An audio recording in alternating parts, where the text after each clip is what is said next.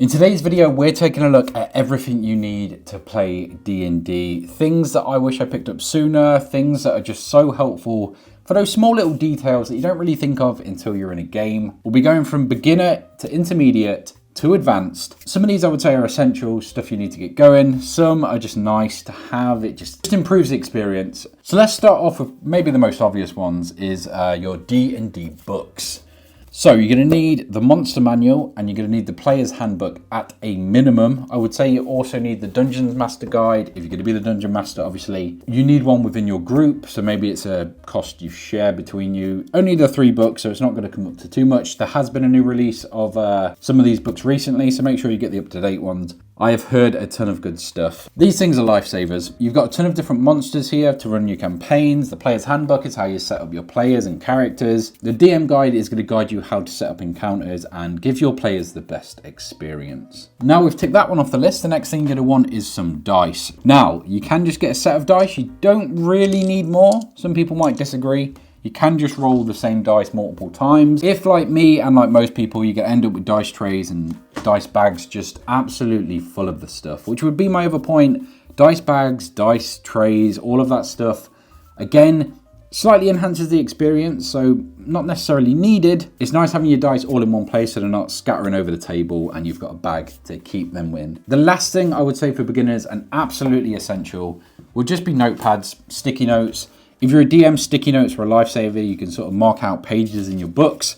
You can stick them to your DM screen and stuff like that. Just making notes of stuff as you do it. Maybe a certain character, something happens, you note it down, keep it to the side, and then you can add it to your actual notes, your notepad later. I would say have a big notebook as well. Things like sticky notes, smaller notepads are great for taking notes on the fly, which you can then accumulate into your adventure later on. Now, moving slightly more into the intermediate, and you get into the game now, you've played a few sessions and you just want to improve your experience. If you're a DM, you're going to want a screen.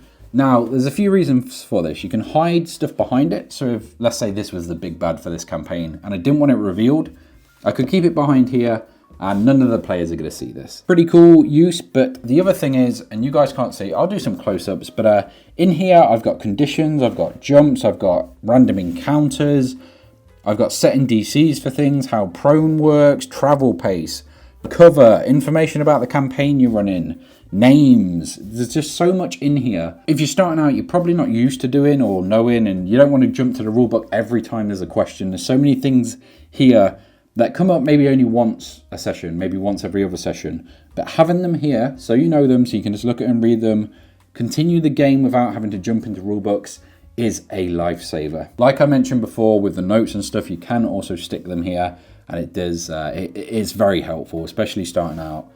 Not essential, but again, does enhance your experience. Now the other one I would say is these things.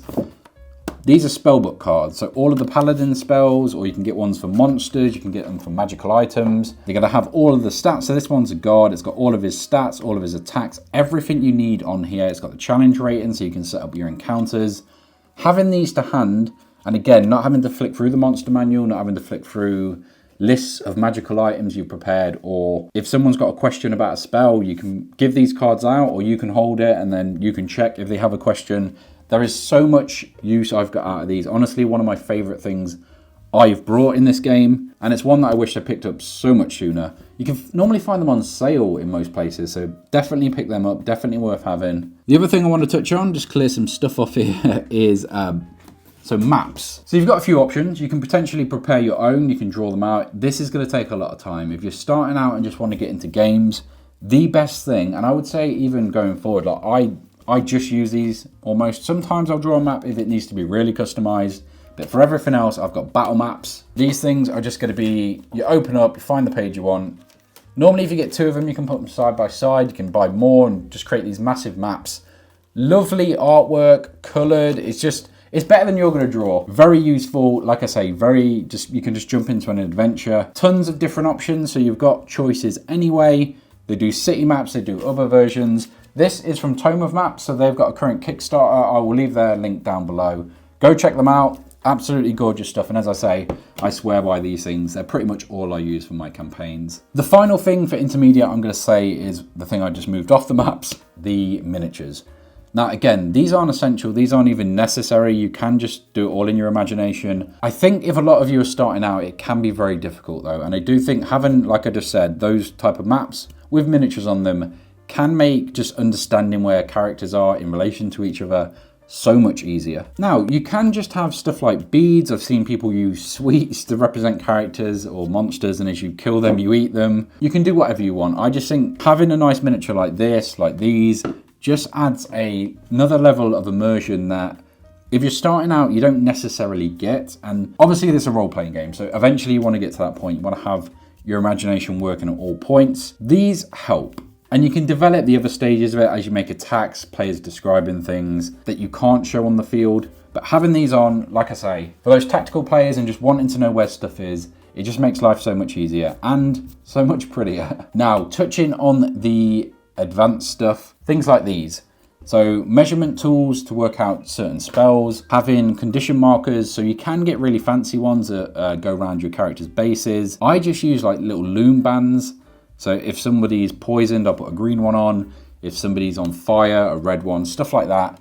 Just to denote who has which condition, to keep an eye on it so you can keep track of stuff much more easy. You can also take notes, but again, it's just that visual representation of things. So people know, oh, I'm still on fire. I need to find some way to put this out, or I've been poisoned. How am I going to deal with it? Just remembering those smaller things when there is so much else going on can be a lifesaver. The other thing I want to mention, one of my favorite things, and it's something I've not had that long, but I'm really glad I picked up. So basically, they're combat tiers. Now, I have seen people use like glasses or cups so you can still see the characters underneath.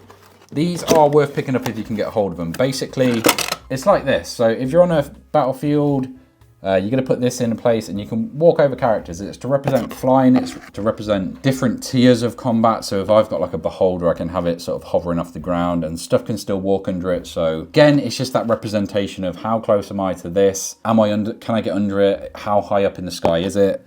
Because you get a ton of like modifiers. So you can actually make the battlefield as it's represented in your minds, which is really helpful.